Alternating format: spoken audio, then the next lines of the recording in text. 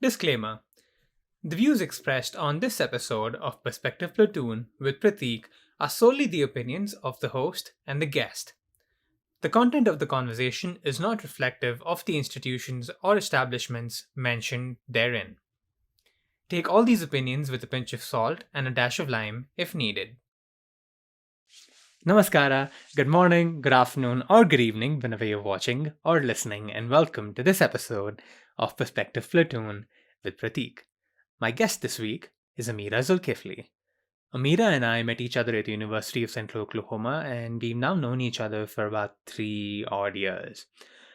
Currently, both of us are doing our OPTs, or for a lack of a better word, internships in the United States, and she's working as a teacher for first graders in Oklahoma.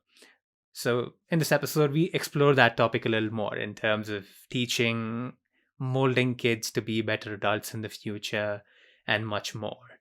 So, there's a lot to sort of reflect on from this episode as well, because of how a lot of it is quite similar in terms of the upbringing that kids might possibly have and how that can influence our lives as adults. So, there's definitely a lot you can relate to and a lot that you can learn from this episode and take away from it.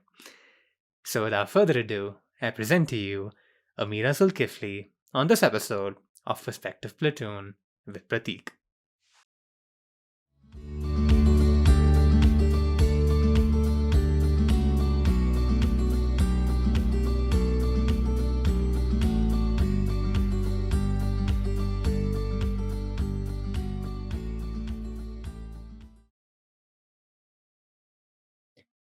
Hey, Amirah, how's it going?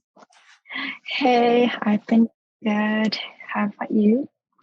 Doing good. Before we get started, if you could let everybody who's listening and watching know who you are, what you do, what you like, what you dislike, future aspirations, anything and everything you're willing to share or comfortable sharing. Okay, well, my name is Amirah Zulkifli. I'm from Malaysia. I'm currently doing my OPT teaching first grade. That's has been an interesting journey. Aspirations, I don't know.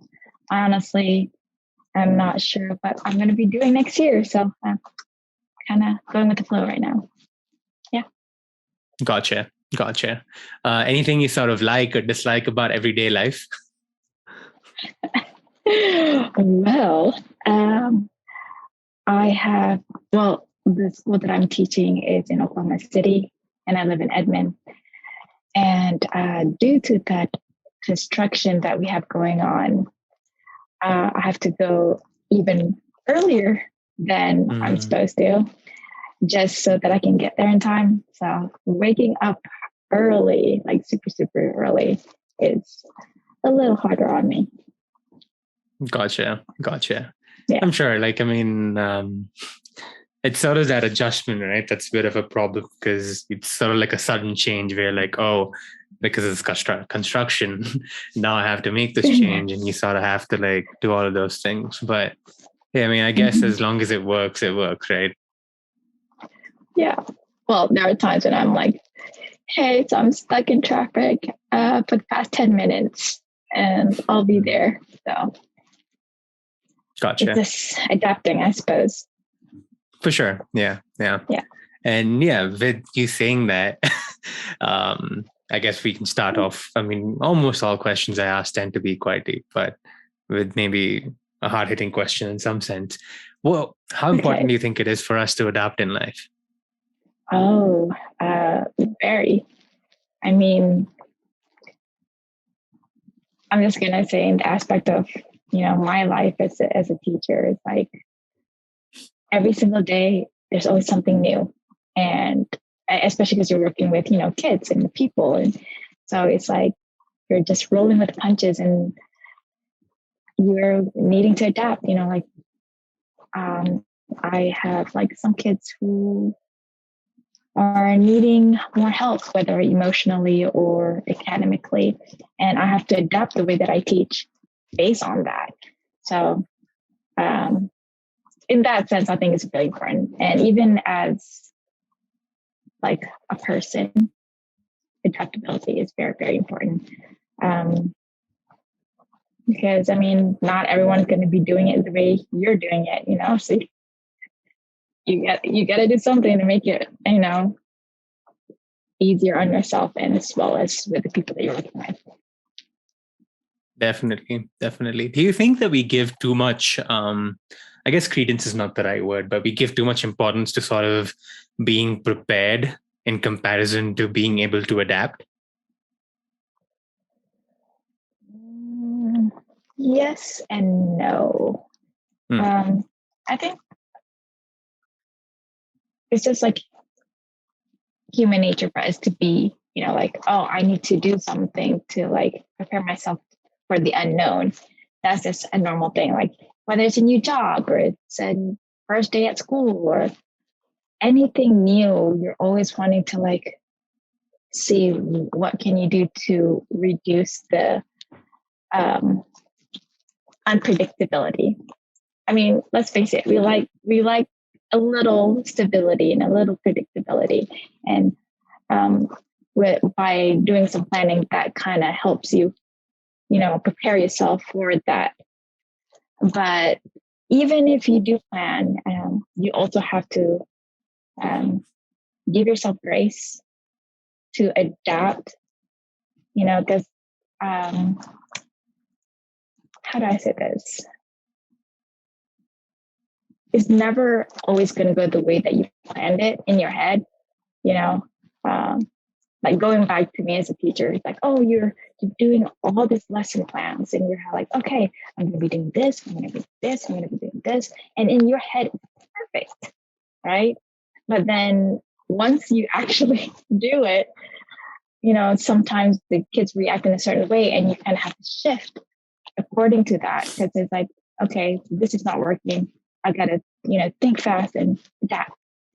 And I think that applies to literally everything. I mean, look at technology, for instance, I think it was, I don't remember who it was, but it was like an economist or something like that was saying like, oh, in a certain amount of years, like internet is going to be invalid, which is the opposite of that. So,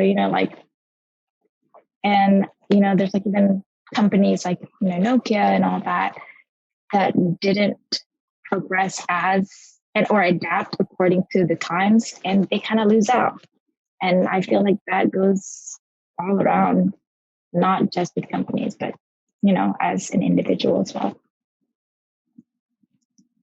Definitely, I didn't expect to sort of hear the words Nokia, because it is very true. What you said is very true. Because I think from also a perspective of being a lot of people or like using phones, a lot of people have used Nokias probably as their first phone, at least if you were from like Asia, because those were like the keypad phones at the time.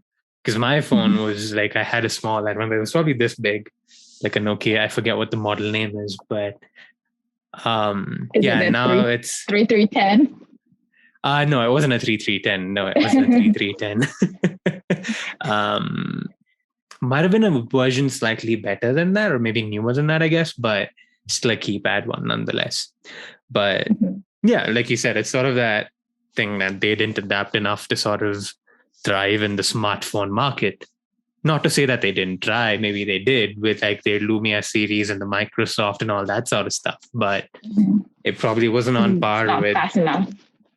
Yeah, it wasn't on par with like an Android or with like an iOS and all that sort of stuff. So you unfortunately sort of peter away and lose out in that sense. But you also said something about in your head, something about preparing mentally for certain scenarios and sort of expecting them to be a certain way. Do you think that we lose some battles mentally because we sort of assume more about or not assume, I guess, but like prepare ourselves more for an ideal world versus preparing ourselves for a more realistic world? Is that where we sort of not lose, I guess, but find those mental hurdles? I think so. I mean, like I personally, prior to going to the education world, I was, I'm like one of those organizers, and like, even like all through college, it was my roles were always coordinating, organizing. So it was always something that like I had to have it in a certain way. And when I first started doing education, it was really, really hard for me because trying to shift from having everything all in order in like perfect scenarios, because you don't really have that many variables to like change the way you have it planned. But then with education, it was just like, it's all about adapting. And that was really hard for me. And it's quite a struggle. Like I would say like the first 2 semesters, like when I was doing like field experience and all that, it was really hard for me to shift and be like, yes, I'm planning all this, but it doesn't mean that it will go exactly like this. And getting myself mentally prepared for that was hard. And I think a lot of people who may have the same, outlook of life as me would have that issue as well. Especially people who are in like corporate world. It's where like everything is in a certain way, like business and everything is just very specific. So yeah, I think it would be a hurdle for people. Absolutely. For sure. And well, with saying that, I don't think it's necessarily wrong to sort of have a perspective or know what you want. I guess it's also sort of, like you said, like being able to also adapt and make those necessary changes that you need to make in terms of being able to move forward. There was a question that sort of floated in my head, but now it's disappeared. So I guess I'll wait for it to come back and maybe ask that later. But more so in terms of just us being as humans, or being humans, I guess. Okay. As I'm saying that, the question's back now, so I'll ask it.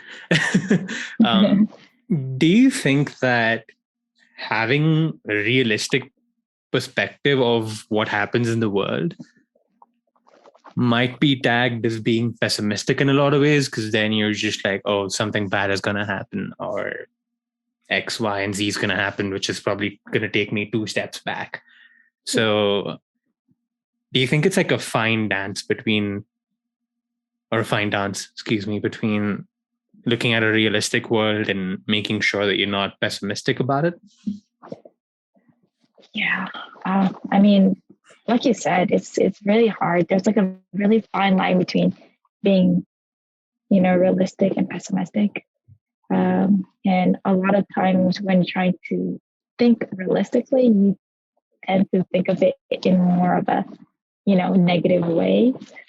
But I think like what would really help is for you to like look at the pros and cons of things. So not just looking at the negative, but also the positive, like, oh, what could happen? And if, for instance, how do I say this? If like a problem were to occur, like you already anticipate the problem might happen, then you can probably think of, oh, what would the solution be for that? So like thinking like both sides of the coin.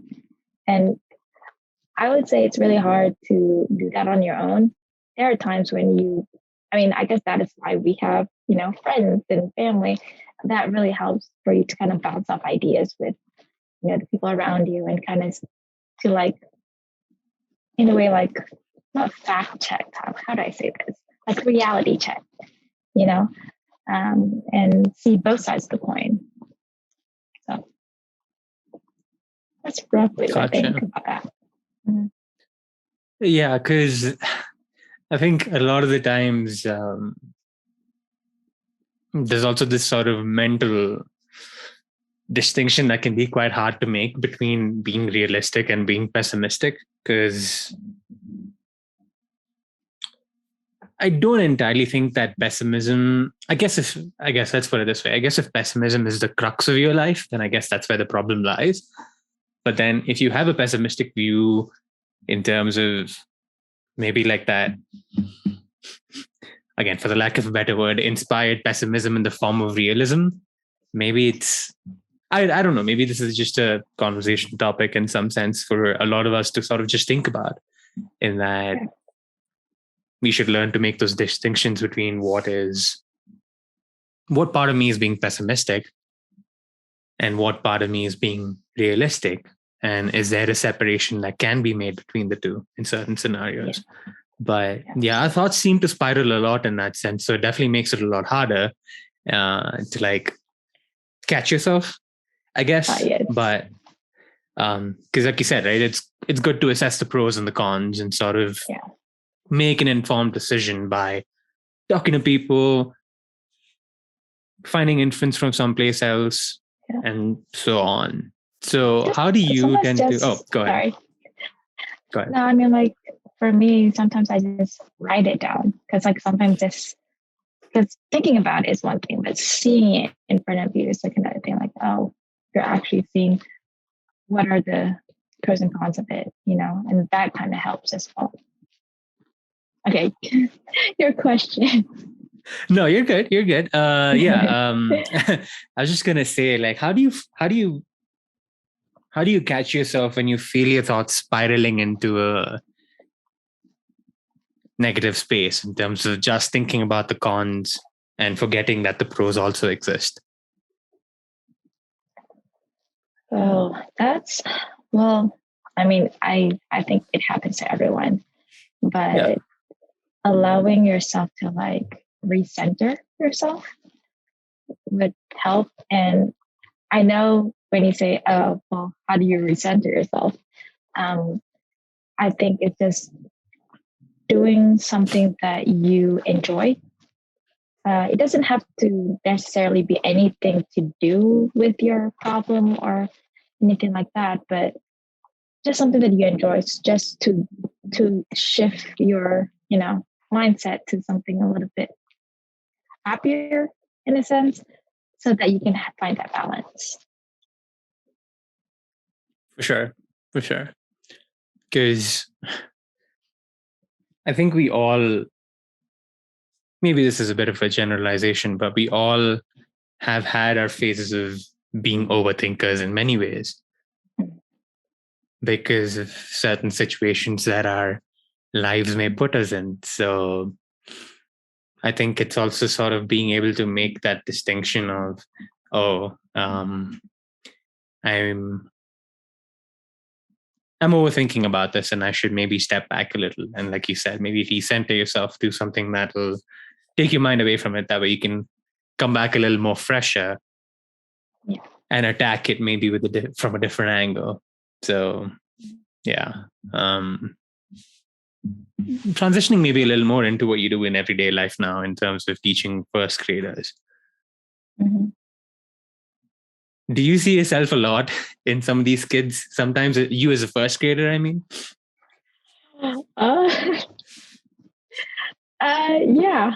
Yeah, I do. And then it's kind of funny because like some of my teachers, some of the teachers that I work with, we notice that we tend to have difficulty with kids who are very similar to our child self.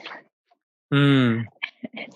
And it's like, oh, well, it does make sense because you're very similar in a sense. And so it's harder for you to like, I don't know, because you have too many similarities. And that kind of gives you that flashing, judgment. And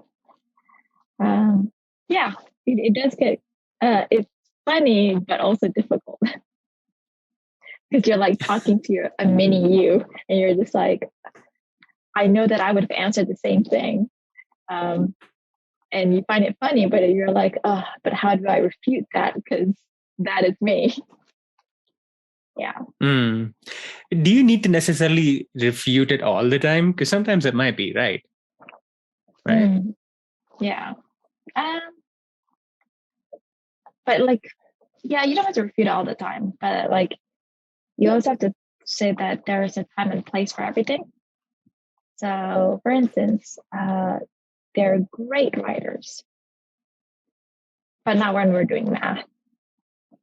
So we have to like talk about like, hey, so I love that you're writing, and I love that you're doing great writing, but right now we're doing math, and this is not the time for you to write. So like, I mean, it's really hard to find that balance between like, nurturing, but also being like, what's the word? Being strict or like disciplined. It's really hard to find that balance, because like, a lot of times when you're like in the higher grades, it's all about discipline. But then with the little ones, it's a combination of both. You're nurturing and being disciplined. And it's hard to find that balance and not getting, trampled on. Yeah, especially because I think some of this is also maybe just because of the difference in terms of the worlds that we live in now compared to maybe when we were in first grade. I think a lot of times, again, this is just an outsider's perspective, but maybe disciplining can come across as being maybe too forceful or too mean in some way. But then again, like you said, it's sort of like finding that balance, right? Because it is important. And it's not something that should be lost on the kids either, because they need that for their lives in a lot of ways. How have you been able to sort of like separate yourself from when you see kids being like you when you were in first grade? And by that I mean like in terms of responding to them in a certain way. Like, have you sort of been able to like take your predispositions out of it, be able to tackle it a little better, or is that something that you're still working on? I am. I feel like I'm doing it better, but it's always a work in progress, because you always have to like scale back and be like, there are times when I would just, when I'll wait a couple of seconds before I reply something, because I'm like, okay, I need to really think about this before I say something or before I do anything. Because I mean, like naturally you would just say whatever you feel. But when with, kids and everything, you have to really like think about what you're saying, how that would affect them. Because I mean, let's face it, there. I mean, you probably have something that you remember that a teacher said to you when you were a child. So I feel like you have to be very careful with the things that you say. You might scar some kids, even though you don't. That's not what you were trying to do, but depending on the situation, it might. Yeah, because it's not necessarily your intention to sort of harm them in any way, but then you never know what might harm them. So it's sort of about being cognizant of that, because they're very impressionable, right? As kids. Like I think in the first grade, second grade, to maybe you can probably add a better perspective to this, but maybe till about fifth or sixth grade, you're maybe very impressionable. But then after that, after you reach that stage, you sort of can see outer influences versus being able to make your own decisions. I mean, like in some respect. So yeah, what's your take on that in terms of kids being impressionable and how that sort of changes as you grow up? Not to say that nobody's impressionable. We're all impressionable in many ways, but we have that mental switch in our head, to where we can separate certain things and sort of accept certain things and take a certain approach towards things. But for kids, you don't necessarily develop that until a certain point in time. So yeah, what's your sort of take on that evolution of being impressionable? Well, okay, I'm going to go a little technical here, but with the younger grades, they think a lot about themselves and how outer things affect them. So they haven't built that, like developmentally, they haven't built that skill to understand how they affect others. And a lot of times they start learning those skills when they're like 7, 8 years old. And like any skill, it takes years for them to kind of develop that. Like right now, we're talking a lot about social emotional with the kids. Even like we have like this thing called the buddy system. So we would check in with certain kids and like talk to them and see how they're doing, what's going on in their life, and just help them, regulate their feelings. Because they're still working on regulating their feelings. Because, when they're angry, they just like start throwing things because they're like, I don't know how to express that feeling without hurting somebody or throwing something. So it's something that they're continuously learning. And you can say about like 4th grade, 5th grade is when they're starting to actually really know like, oh, how does the world affect me and how I affect the world. And it's not really because of, them as a person, whatever, but it's more like that's where they are developmentally. Yeah. And I think it's, especially if you're like, teaching or in education, you really need to know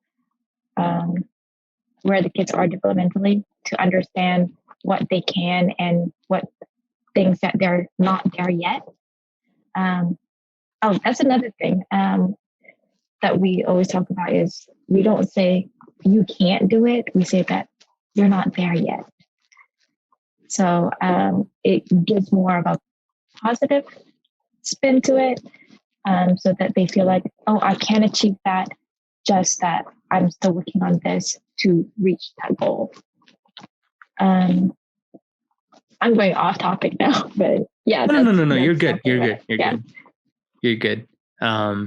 You said something really interesting about that. Instead of telling them you can't do something, you tell them that you're not there yet. Is that more of a product of the generation that we're in? And the reason I asked that question is because, again, I can't remember off the top of my head, but if I was to make a gross assumption, we were probably told more of you can't do that versus you'll get there. Yeah. So being someone possibly, again, this is based off of an assumption, but being someone who's come out of that system of being told you can't do this versus it's not your time to, or you're not there yet. How does it feel? Or yeah, what's your sort of thought process in terms of implementing the opposite now?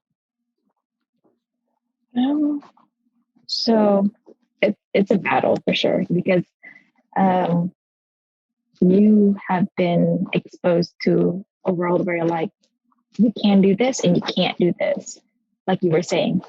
And trying to shift that mindset because, I mean, whether we like it or not, we have that in the back of our head. So we have, like, I have to consciously think that, okay, I'm going to say these words to be more positive and so that they can, grow their mind more and like be more creative. I mean, I don't know about you, but like when some teachers were constantly telling me like, you can't do this, you can't do that. And it kind of like put me in a box. And it makes me feel like I'm incapable of doing that, even as an adult. Like when I was like, because I was here in the United States for a little bit and then I went back to Malaysia. And so when I was here, they were all like, oh, you're great at painting, you're great at like doing art and all that. And then when I go back to Malaysia, they're like, oh, that's not important. That's not what you should be doing, and all that. And it kind of shut me out from the whole artistic side of me, and which is honestly kind of sad because it's like that was all I was when I was younger until like about let's see, about like 13 years old, and that shifted. Like my creativity kind of just like got pushed down, and then like when I went to college and like when I'm trying to start writing again and like writing short stories and all that, it was really hard for me to kind of get that back because I've been told for so long that that's not what I should be doing. So I feel like it's really hard to find that balance, but I feel like that is something that we should work on and give, you know, our future generation a better chance of really showing their true potential. You know, like if they're great at music, great, let them do that. But of course, there's also a time and place. Not like you can do it all the time, but you're also not discouraging it. Regardless, like whether it's writing or whatever, like you can say, I love that you're doing this. It's not this time, but I do encourage you to do this at, you know, the times that we can. And I think like with first graders, for instance, I was kind of just letting them create things. And what was the thing that it was? I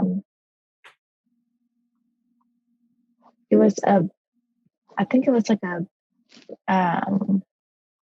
telescope. And this boy was like, I was like, oh, did you create a telescope? He's like, no, it's a wowoscope. And I'm like, what is a wowoscope? It's like, oh, you know how telescope can make you see farther? It's like, okay, well, the wowoscope makes you hear farther. And I'm like, ow. Which was like, it blew my mind because I was like, I've never thought of that. But, you know, it was great. Like just letting them create things that you were just like,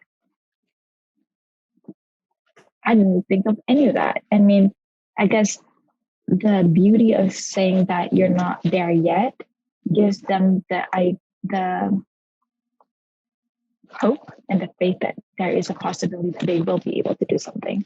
So I think that just gives them a bigger opportunity, and I don't know. Yeah, for sure. Because I think you're letting them breathe in a lot of ways. Because if you're sort of cutting them off every single time they do something that you think they shouldn't be doing, I think you're sort of putting a hard stop to just exploring in general, right? And sort of knowing what they want and what they don't want. So it can definitely help them like sort of come out of that box and just explore things for, you know, to know what they want to do and what they don't want to do. But do you think that maybe this is a bit of a,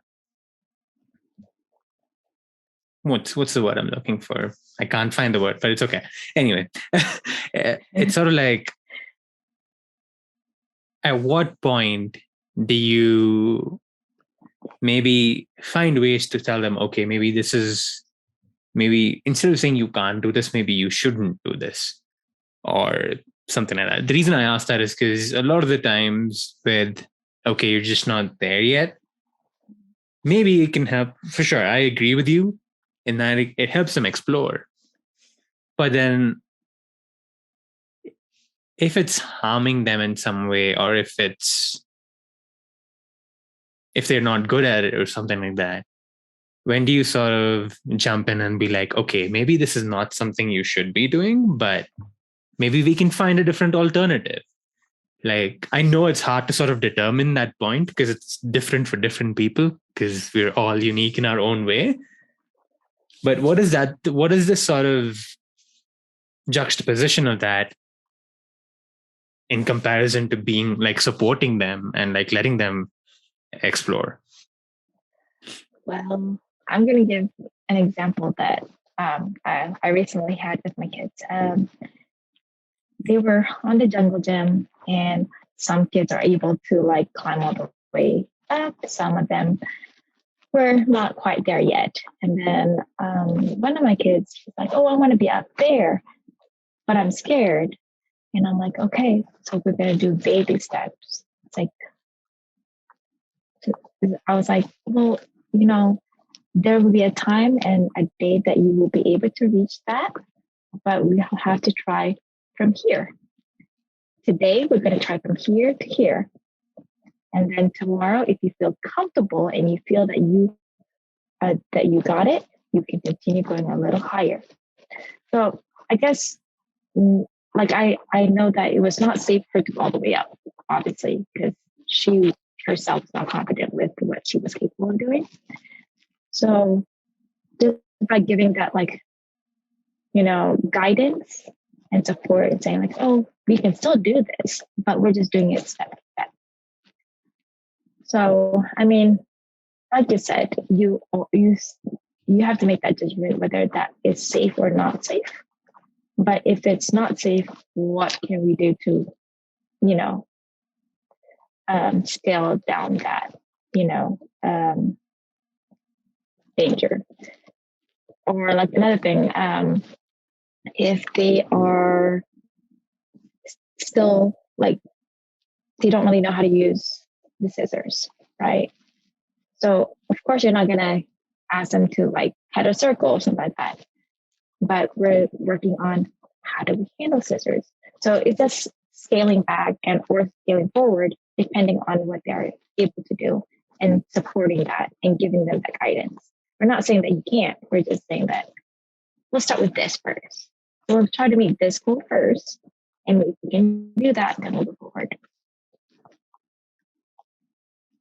Yeah, because you don't want to necessarily just cut it out, cut all of it out, because you want to let them try it and maybe see what happens and then sort of figure it out from there. So I agree with what you said there, because I think it applies in a lot of ways to what we do as young adults or teenagers and all that sort of stuff too, right? It's sort of like trial and error, attacking it differently based off of the scenario that you're in, or based off of how much you know versus how much you don't know, all that sort of stuff. So it's definitely great to see that, as people who are teaching the next generation, if you will, you guys are able to sort of implement that, because then you're able to give them that open mind to try different things or maybe tackle things differently. So that's definitely great. And I mean, kudos to you for that, and kudos to everybody who teaches that way. Because it's something that definitely can maybe help make better adults in the future. To sort of maybe, well, I guess I'll ask this first. I'm sorry, I'm sort of making decisions out loud. I don't know why, but anyway, this is going to sound quite random, but I think it sort of relates to what we're talking about currently. And that is that this one day I was standing somewhere. I forget where I was, might have been a Walmart or somewhere else. And I saw this very small kid. Maybe she was like 2 or 3, he or she, I don't know. They were probably about 2 or 3, I guess. And they were running somewhere or they were walking somewhere, and suddenly they stumble and they fall. But then they just stand back up and they're back at it again. I don't know why, but it made me sort of think, oh, if I was to stumble and fall like that, I probably wouldn't get back up as quickly as that kid did, because I'm like, oh, did anybody see me stumble? Oh, is that hurting too much? Oh, have I hurt my ego by doing that? All those sort of things. Like, there's a lot of things that tend to weigh on you at that point. Like, if for example, if I was to fall like that kid did. So how much of it kids just being carefree and sort of knowing that they have the ability to explore and figure it out? I I think because as a kid, you're like a clean slate. You have a clean slate. Mhm. You kind of absorb the way people react to things. It's like it really based on your environment.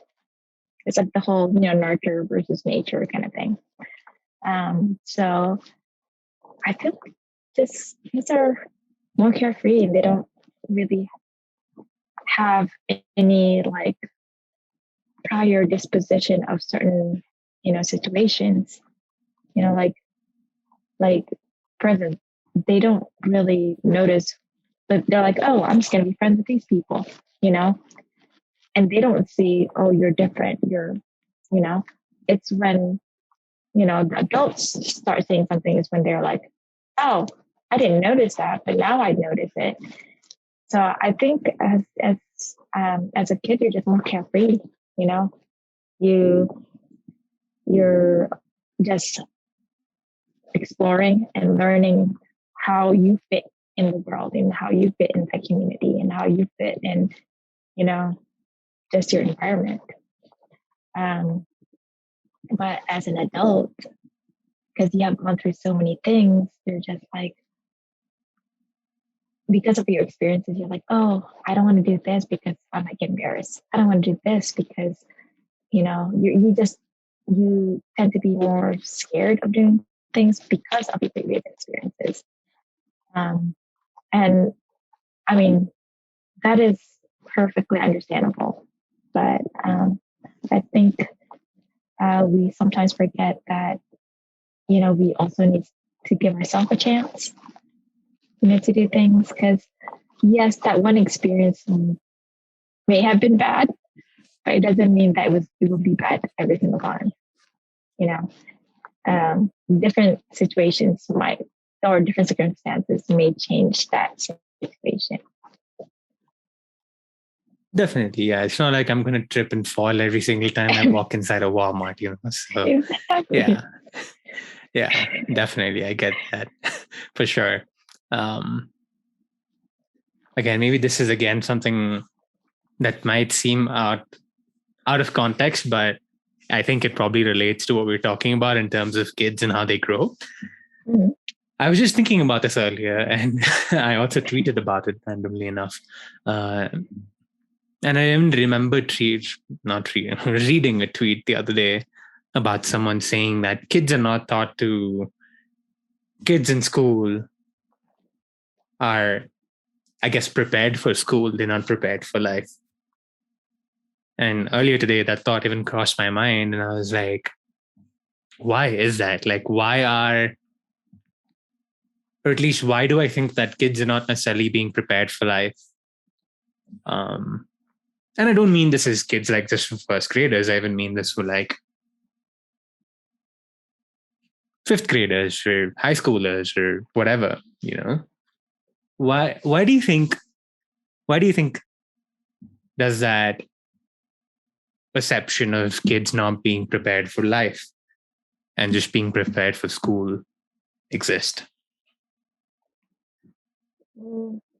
I think, we like within the education, system and all that. We've like the teachers and all that. We've talked to each other, and what we notice is that like every year the expectations of what kids are capable of doing gets higher and higher and higher and higher, and so you're constantly just trying to catch up to that expectation that you would kind of forget that they need these skills that they need to develop as well to be an individual and a citizen in the community. And it's easy to forget that, because you're just like, oh, I'm just trying to get them to get through this, get through this, get through this. But, we forget to work on their emotions and how they talk to people, how they socialize, how they, how they carry themselves, and whether they're doing things independently or they're needing assistance. Is I mean, there are a few schools that I've seen. I actually went to this one school in Virginia. It's like a nature school. It's really really interesting, by the way. Um, it's like they don't really have any fences. It's just like open, and kids are like climbing on logs, and like I was like scared because I was like, oh my goodness, they're gonna fall. They're gonna, But then at the same time, it's like, but they're also learning how to get back up when they fall, and just building like, because we're so, how do I say this? We're so focused on like protecting them that we don't let them explore things, um, and we only let them explore what we want them to explore, and that can be very very limited, I think. And it's just, I don't know. It's just, I feel like we should give them a little more freedom and a little more grace. And they are capable of doing things more than we think, but not by pushing them to reach, a certain goal, like, oh, by third grade, they would have an exam where they're going to be like, it will show whether they can go up a grade, or how do I say it? I think it was like they can jump a grade if they do well on that exam, and that really frustrates kids. And I mean, I feel like that's not really our goal. Like our goal is to help them progress. And yes, we do want them to progress in a certain way, but in a certain like level, but also not create so much stress on it. I mean, coming from like an Asian, country, and the way our school and education system is like, it was very like, you have to do this. You need to, everything needs to be perfect, and it was really hard because you feel all this pressure of like, I need to be, I need to do all these things, and I need to be perfect in this like perfect little world, and it's just hard. Like, I mean, like for instance, and I believe in Japan is like where there's a lot of, child suicide and all that, because of that pressure, like that you need to be perfect, and you need to like honor the family. And um, there's actually like we've got through some training, and shockingly, we have like a rising number of kids who are going through depression, like little kids going through depression. And it's crazy because it's like, you would think that only adults are going through it, or like maybe teenagers, but like not, first graders, or that they're going through so much already. Um, I'm gonna roughly like say, like in my school, for instance, there are kids who have, a rough home life, and that makes it really hard for them to, really do well in school, because, it's like they're already having all these problems at home, I don't know, like, you know, mom is in mom is in rehab, or dad is MIA, or something like that, or, living with a grandma, or living with a foster parent. So there's a lot going on already. And I think we tend to forget that these kids are not robots and like just trying to get through everything, but they also have things that they are experiencing in school and at home that we may not know of. And we have to like, really think about that, and be like be considerate of that. Like maybe they are not able to focus because, their grandma passed away that day. So you kind of have to like give them grace and say like, okay, I know today's it's a bit hard for you. And you may have trouble doing some of the tasks that are expected. I will give you some time to do it another time so that you can, deal with your, regulate your feelings as well. I mean, I guess we kind of forget that whole like they're people too. They have problems, they have emotions, and it's not just about what they know.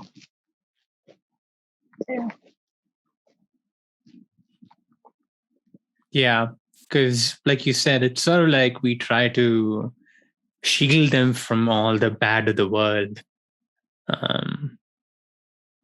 And in some cases, it might seem valid to you, but then it's also like you don't let them explore as much. Like to sort of touch on something you said earlier. And then secondly, like you said, you also have to give them that moment to just be able to accept and breathe, because then they're people too, like you said. They need to be able to grieve if they lost a loved one or, something happened at home or, so it's definitely something that needs to be taken into consideration. And I think, would you say that it's being taken into consideration a lot more today than it was before? I think so. It's like even like in like schools, we are being given these trainings on like kids' feelings and social emotional and like how we're dealing with that, which is very, very important because I mean, like even like personally, I mean, I bet you have someone as well. Like you probably have a teacher who you felt really supported you in school or like touched you, and you're just like, yeah, that person really helped me through some tough times. And I think it's good that people are talking more about it. I mean, I'm not sure. It's not as how do I say this? It's not as visible in like Asian countries, I believe. I mean, I noticed that we're talking more about it in like the Asian countries, but not as much as we should. But like here in the United States, it's something that people are very open about it. And it's like, for instance, if you're going to see a therapist or psychologist, it wouldn't be frowned upon. But like like in Asian countries, it's like, oh, you should probably go because they'll think you're crazy and all that. It's just the whole taboo of it all. And I know this is going off topic a little bit, but I feel like we shouldn't have to feel ashamed of getting help with our emotions and feelings. And I feel like even with kids, especially like with little boys, we always be like, why are you crying? You shouldn't be crying. So you're not letting them like feel and like express their sadness or their frustration, because you're like, oh no, you got to toughen it up. And it's just, I don't know, that double standard in a sense, like, oh, if you're a girl, it's fine for you to be emotional, it's fine for you to cry, it's fine. But for a boy, it's like, oh, you shouldn't be doing that. So like I had this one boy who he was like, oh, he wanted to sit with me because he wanted to cry, because it's as if he felt like I can't show my emotions to other people, so I have to show my emotions in private in order to express it. And I'm like, and I told him like, hey, it's okay to cry. It's okay. I mean, if you are sad, if you're frustrated, it's okay to express those feelings through, crying and through writing and everything like that. It's okay to express that. And the look on his face was just like he was confused. Like, I can? That's possible? Because, it's that whole thing where like, oh, guys just, boys or men just don't show their feelings. And I think that kind of transcends into them as an adulthood as well. And then it goes back to the whole like woman be saying like, oh, you're not being understanding and stuff like that. It's because they weren't able to develop that skill of, feeling and showing emotions. Yeah, most definitely. Because I think, well, I guess before I say that, what we should probably touch on is we'll sort of bring it into like being adults, since you sort of mentioned that in terms of how it um, transcends into being an adult in a lot of ways.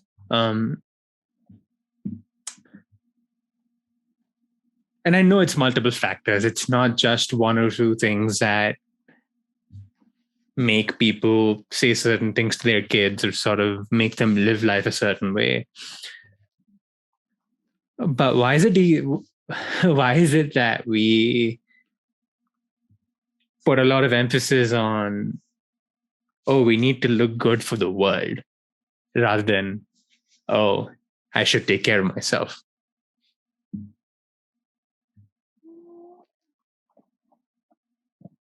I guess it goes back to us as, social beings.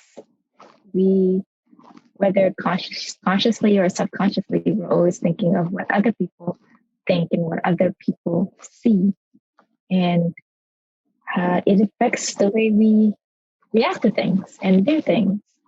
And I mean, I'm not saying that it's entirely bad because, hey, there are certain things that you should not be doing in public, or, say things in public. But it also restricts you as well. Because you're just like, you're trying to show this perfect version of you that you forget to show a little vulnerability as well. I mean, that goes with, I'm going to go back to the whole like being a teacher thing. Like sometimes we have this idea that, oh, we need to be perfect. We need to be like, I need to show that I know everything, that I am capable of teaching them. But we sometimes forget to kind of step back and say like, hey, I'm human. And there are times when I make mistakes. And there are times when I don't know things. And there are times when I'm still learning something. And that's okay to show it to the kids. And it's like telling them that I am human and that it's always a learning process, even as an adult. And it's okay to make mistakes, but it's the way you react to that. Like, how do you move forward from that mistake? My principal actually showed us a little clip of, oh my goodness, what's it called? Mr. Rogers. I don't know if you watched it when you were younger, but Mr. Rogers, he's really great. But there was a clip about him trying to put up a tent, and he was having trouble doing it. And he was like, and they filmed that whole part, and he was like, oh, maybe I think I need another person to help me with this. And then they did they cut that scene, and then the production team was like, why wouldn't you just let someone just put it up for you, like before he goes on the show? And he's like, no, I think it's good. It's good that I want the kids to see how things can be rough, and you may need help even as an adult, and that's okay. So I think we need to be able to show a little vulnerability as well, and say that I'm not saying that show all your vulnerability and like your weaknesses. I'm saying that you should show a little bit to see more human. Definitely. And I think it's also sort of like, because of the social media world that we live in, you don't necessarily have to show your vulnerability out into the world if you don't want to. But Yeah. don't let that sort of become a thing that you shouldn't be, or don't let that make you think that you shouldn't be vulnerable at all. Is that Yes. sort of thing, right? Because you can be vulnerable to the Yeah. people close to you that you love, that you Yes. respect, that are your friends or your family or your partners, whatever it may be. So, yeah, it's Mhm. sort of also knowing that it doesn't. I guess the reason I'm saying this is also because of the kind of world that we live in now, where we lay a lot of emphasis on being out in the world, if you will, through the means of social media. So you don't have to be out in the world or put every single thing that's happening in your life or your every second of existence out there if you don't want to. That's fine. I Yeah. mean, it's nothing against people who do that either, because some people might assume that I am one of those people because I tend to share my thoughts quite often. But, Yeah. it's as long as you know what you want to share and what you don't want to share, and as long as you're able to make that distinction And and find still be that balance. yourself, exactly, it can go a long way, because it's definitely important to be able to be vulnerable. And, you know, this whole thing of like, be a man. I mean, sure, it probably came because of the product of the generation that phrase came out in, because it was probably a rougher time where people had to fight for survival. And, even in this is maybe a bit of a tangent in some ways, but even in like the past, sort of, I've heard like past older WWF, WWE wrestlers talk about it, and that before they would have like guns and knives in their backpacks and all that sort of stuff as a way to sort of protect themselves and all that. But now nobody does that because they don't need to. So I feel like some of it was just a product of the generation that we were in. And Yeah. unfortunately, maybe it was a It kind lack of of self trickled. realization. Exactly. Exactly. It just trickled on. Maybe there was a lack of self realization for a lot of the adults who were sort of putting this onto their kids and so on. So, yeah, it's definitely a lot of things that factor into it for sure. But to sort of maybe peter it off and sort of transition into the latter stages of the podcast with more of a positive sort of spin, at Okay. least from your own perspective, excuse me, at least from your own perspective in terms of being able to educate kids better and keep them more open-minded and showing them that they can be vulnerable. How can they be different from us as adults now with the education that they're getting today? Oh, I I can't say for sure because we're just trying it out now. But I would like to hope that they would have higher empathy and they would be more caring for the people around them and not only caring but like respectful, like of the similarities and the differences. Because hey, we're different, and that's okay. Doesn't mean that we need to condone it or to like be okay with it, but it also means, but what we do need is to be respectful of our differences, and to just problem solve. That's like a big thing. That's I feel like our generation has trouble with that. We're like, oh, I've never had to think about how to solve this problem before, and I never had the opportunity to think outside the box, to think of solutions. So by giving them more opportunities now, that would kind of help them build that skill as an adult, and maybe hopefully make the world a little better, you know, for future generations. Who knows? Definitely, definitely. Because we don't know what's happening everywhere around the world. So it's sort of hard to speak for the world. But I guess in a lot of ways, I mean, some of this is being inspired by a conversation I recorded yesterday. But Mhm. while there is this sense of impending doom, I think there is still enough time for us to be able to influence change in any small way possible by teaching kids something at school, or by changing the way that you view things, about the way that everything around the world is happening. And like you mentioned earlier, to use one of your words, like show grace to people, that can definitely go a long way to maybe reduce that sense of impending doom. Because right now, Yeah. if you look out, everybody's arguing about something or the other. Masks, vaccines, climate change, etc., etc., etc. The list goes on. All at the same time. Right. And it's not just about those things, too. You see people arguing even about the silliest of things that shouldn't necessarily affect them as much as it seems to affect them. Yeah. So it's sort of like being able to show grace, like you said, and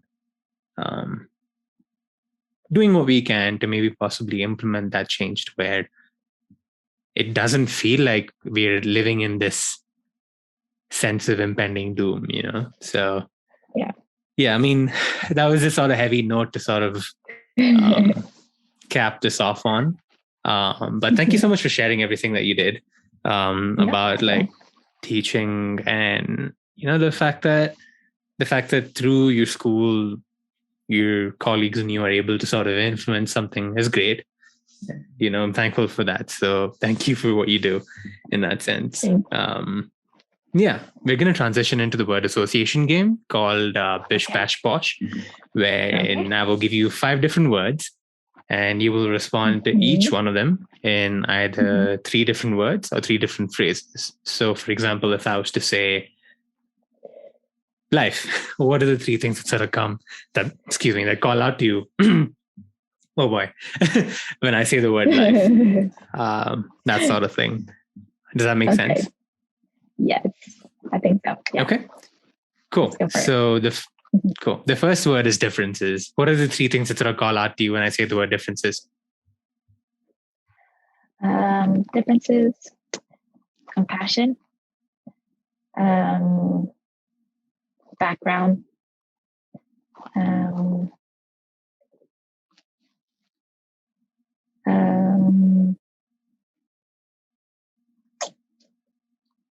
acceptance. Beautiful.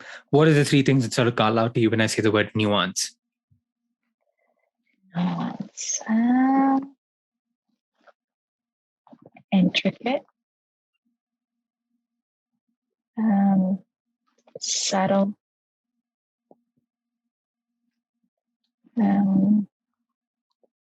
Edge. I like the way you use the word edge over there. The third word is learning.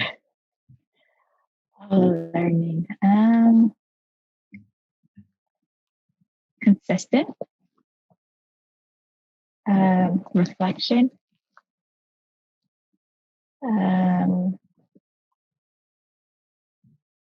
Problem solving.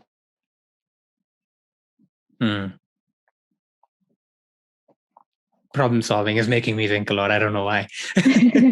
But anyway, I'm glad that you mentioned that word, because it's definitely something that we could all learn in a lot of ways. And while we think that we might not be able to solve any problems, it's just that we need to find the right ways of solving it, I guess. But anyway, the fourth word is empathy. Empathy. Let's see. I don't know why I keep on going back to the word compassion. Okay, that's fine. Grace. I know I've used that word a lot. And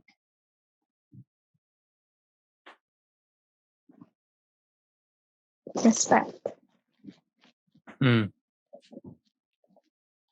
Beautiful. The fifth word which is the last word for the segment, similarities. Similarities. Connection. Integration.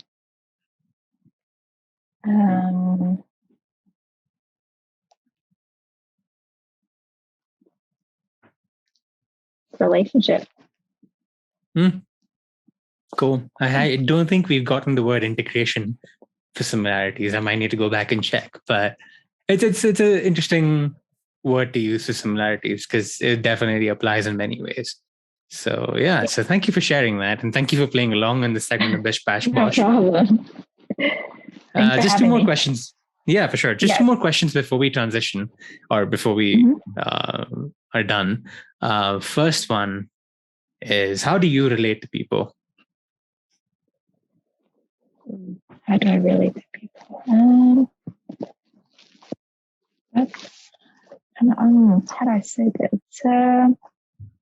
A lot of times I really look at people's body language a lot, and I kind of, the way I react is based on that. Like I observe what people like, what people dislike. I'm not saying that I will say, oh, I like this just because you like it, but I will acknowledge that, oh, that's what you like. And maybe mine is a little different, which is fine, but I feel like I do a lot of that, like, looking body language, seeing what people like, dislike, and I guess just being observant and being empathetic, and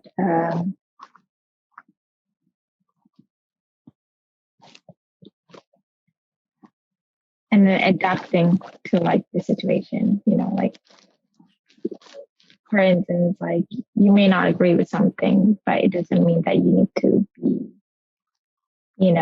harsh about it or anything like that. And how you go about it really depends on that person's personality.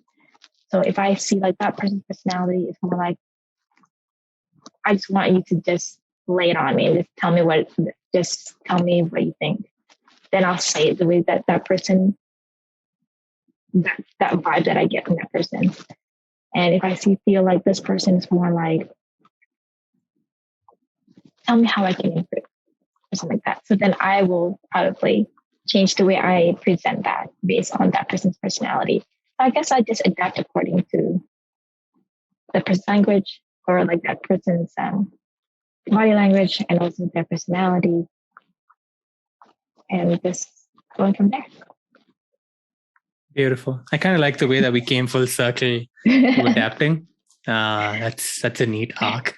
But yeah, to close us off, if you could let everybody who's listening and watching take away a positive thought or a positive quote or something that keeps you going on a day-to-day basis, what would that be? That'd be two things. Go for it. The first one, I actually said it to a friend of mine who was going through some rough things, and I was like, you can't do what you do with the cup half full. So like, you're always focusing on trying to help other people and all that you forget about your needs and, your mental health, and your, like, if you need to rest, you need to focus on that, because you can't help others if you don't help. So that's one thing. And the second one would be the not yet. It's like, if you feel like, oh, I can't do this, which is perfectly fine, but try to shift your mind to saying like, I can't do it yet, but maybe if I work on it, I may be able to achieve it. Just have that change the I can't to not yet.